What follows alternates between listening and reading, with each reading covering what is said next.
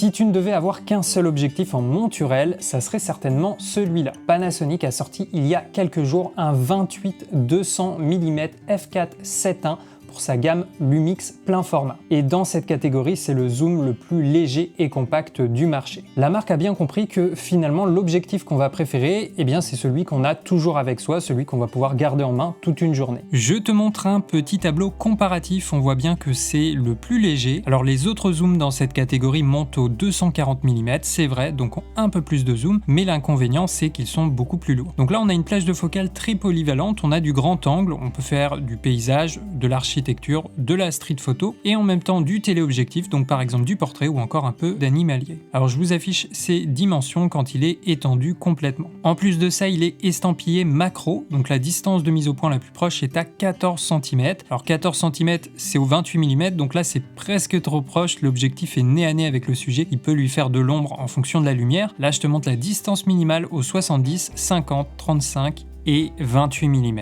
Donc ce qui est bien avec cet objectif, on peut faire quasiment tout type de prise de vue. Ensuite l'optique est tropicalisée, donc résistante à la poussière, aux projections d'eau, au froid jusqu'à moins 10 degrés, donc plutôt adaptée au terrain. On peut aussi l'utiliser en vidéo, on a d'ailleurs une stabilisation optique. Alors je te montre des prises de vue faites à main levée sans rajouter de stabilisation électronique sur le boîtier.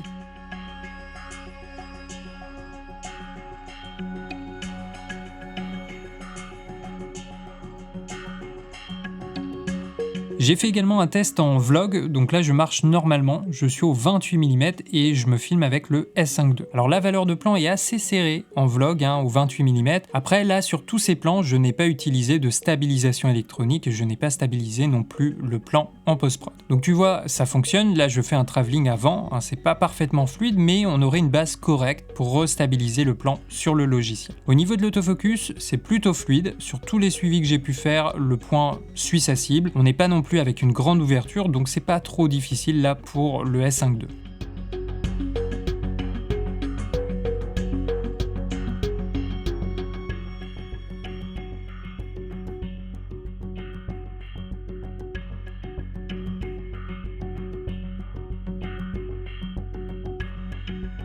La marque affirme aussi que le focus breathing est minimisé et c'est bien le cas, là on peut voir qu'il est très discret, donc totalement adapté pour un usage en vidéo. Alors est-ce que l'optique est parafocale? Tu sais, c'est quand on modifie la focale, est-ce que la mise au point reste à sa place? Eh bien c'est le cas, on peut passer du large au serré sans perdre la mise au point, ça encore une fois en vidéo ça peut être intéressant.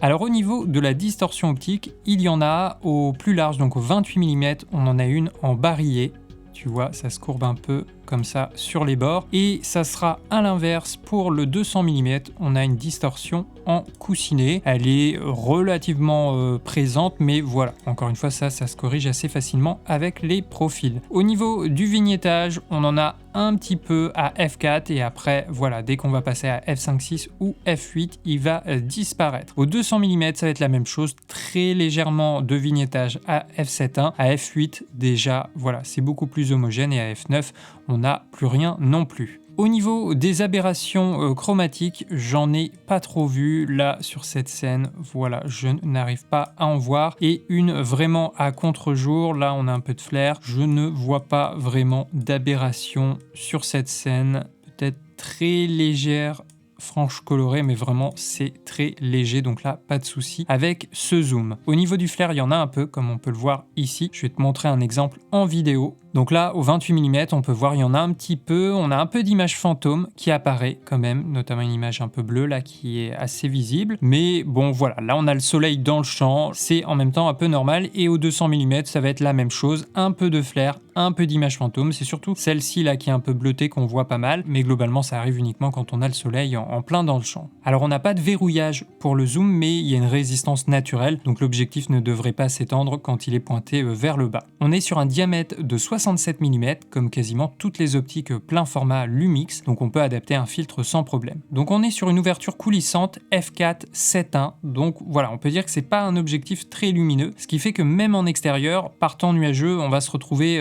à monter assez rapidement les ISO, notamment si on veut garder une vitesse assez élevée pour figer un sujet en mouvement. Alors au 28 mm, j'ai trouvé que parfois c'est presque trop serré pour l'architecture, il nous manque quelques millimètres, mais bon, en repensant sa composition, on arrive à s'en sortir et je suis quand quand même assez content des photos que j'ai pu faire pendant mon test. Surtout avec la polyvalence de la plage de focale, ça permet vraiment d'ajuster sa composition et sa valeur de plan comme on le souhaite. En vidéo, on a beaucoup moins de problèmes d'exposition parce que généralement, le shutter est à 1/50 de seconde et si on filme en vlog, on est souvent à 640 ISO.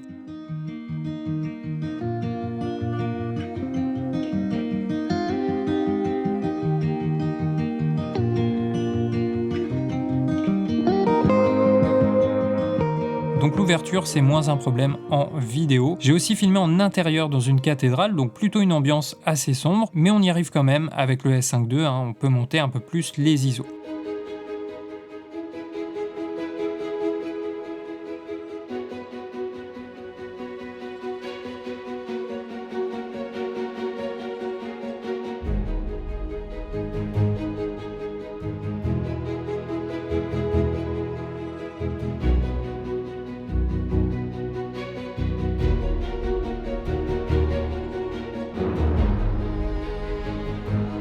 Au niveau du prix, il est proposé à 999 €, il sera disponible fin avril 2024. Alors là, on a le même prix que l'équivalent plus ou moins chez Canon. Chez Nikon, le 24-200Z, il est légèrement plus cher. Chez Sigma, pour l'instant, on n'a pas d'objectif dans cette catégorie. Et pour Tamron, ils ont leur 28-200 mm avec cette fois-ci une ouverture plus intéressante, f2.8 et f5.6, mais il est plus lourd. Par contre, il est moins cher. Allez, je finis par vous donner mon avis sur ce 28-200 mm. Moi, je pense que cet objectif devrait plaire, c'est un peu du tout en un. Moi je sais que si demain je pars en voyage et que je vais être limité au niveau du poids, au niveau du matériel que je vais pouvoir transporter, si je dois prendre un seul objectif, je vais pas prendre une focale fixe, je vais plutôt partir sur ce genre de zoom. Là, un 28-200 mm, c'est vraiment le zoom qui te permet de tout faire, à la fois du large et du serré. Et surtout, là l'intérêt c'est que dans cette catégorie, c'est le plus léger, c'est le plus compact. Bon voilà, ça, cette dimension-là, ça reste un zoom, mais ça tu peux le transporter toute une journée. Donc on peut autant l'utiliser en photo qu'en vidéo. D'ailleurs, je pense qu'il est très intéressant aussi pour les vidéastes. On a une stabilisation optique, on peut totalement l'utiliser à main levée et en plus on a vu qu'il n'y a quasiment pas de focus bracing, donc pour une utilisation en vidéo c'est totalement adapté. Donc voilà, on a un objectif compact, léger avec une focale polyvalente. Alors oui, c'est vrai que ça aurait été bien d'avoir un objectif plus lumineux, peut-être du f2.8 à la plus courte focale et au téléobjectif du 5.6 ou alors du 6.3, ça aurait permis de limiter un peu la montée en ISO, mais généralement les objectifs plus lumineux avec une plus grande ouverture, eh bien ils sont plus lourds, donc là il y avait un compromis à faire. La marque a préféré privilégier le poids, la légèreté. D'ailleurs, c'est une intention qu'on retrouve sur toute leur gamme plein format. Donc voilà, je pense que c'est un objectif qu'on peut utiliser pour un peu tout type de discipline, notamment si vous êtes amateur, que vous cherchez un premier objectif. Là, vous avez un zoom, vous n'avez pas besoin de vous prendre la tête, vous allez pouvoir couvrir un ensemble de scénarios, de thématiques différentes. Et puis surtout, je pense qu'il est intéressant pour les baroudeurs, pour ceux qui voyagent beaucoup. Voilà, vous voyagez léger tout en ayant une plage de focale polyvalente. Comme d'habitude, vous avez le lien IPLN en description. Je rappelle qu'avec ces liens d'affiliation, vous soutenez directement mon activité, donc un grand merci pour ça. Je vous invite à me dire en commentaire qu'est-ce que vous avez pensé de cet objectif, est-ce qu'il vous intéresse? Allez, vous êtes sur la chaîne Derrière la caméra, moi c'est Benjamin, on se retrouve tout de suite sur la prochaine vidéo.